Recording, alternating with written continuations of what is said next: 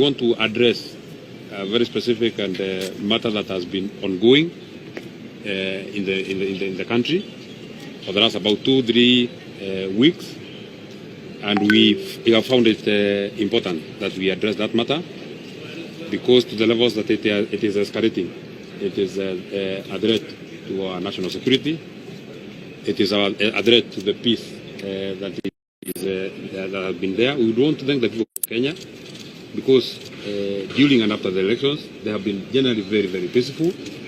They conducted the elections and went home. That was our rallying call as members of the UD and Kenya Kwanza fraternity.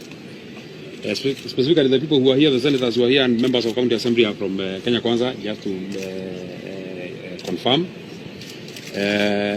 And the issue that we want to address is the ongoing rallies and mandamanos that have been ongoing especially in Nairobi. We have had them in Jakaranda, we have had them in Kamukunji.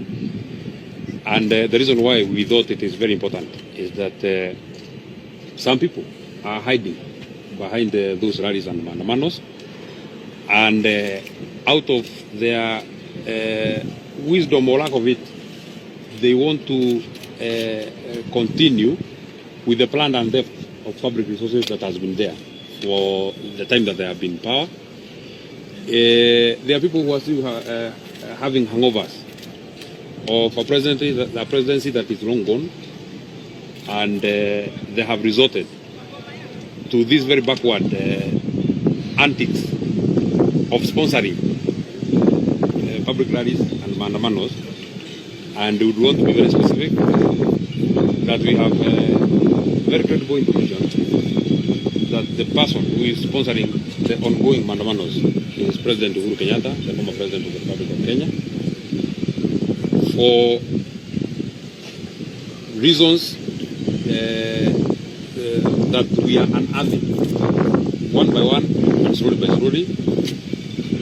I would want to point out a specific case.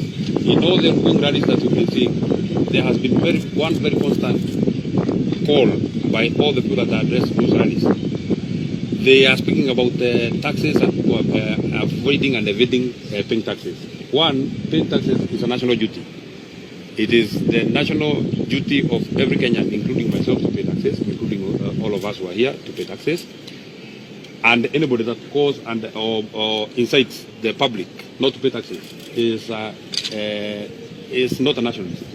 It's not a person who is patriotic. There is a lot of patriotism in paying taxes. That is number one.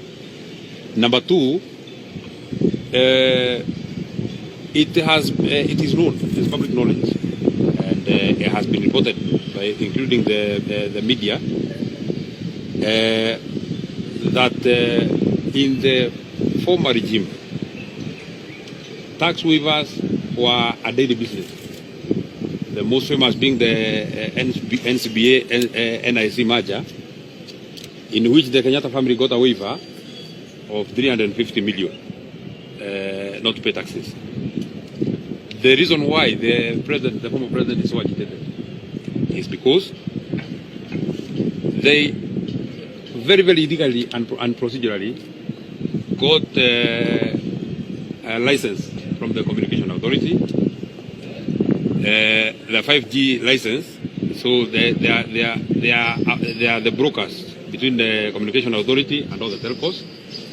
They sold the license to one of the leading telcos for purposes of protecting businesses. We will not mention it, but your guess is as good as mine, at 4 billion. Thereafter, they called the Commissioner General Mburu of KRA, asking for a tax waiver of 1.4 billion.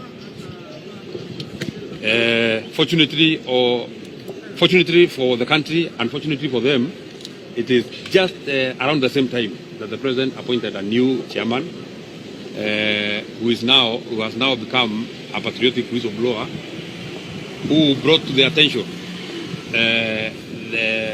that interest of trying to get a waiver of 1.4 billion, and they told them it is the duty of every Kenyan to pay taxes. I think that agitated the former president too much, and that's why he has resorted to taking people to the streets. And I asked myself, how much is really enough? How much can be enough for one person? How much can be enough for one individual?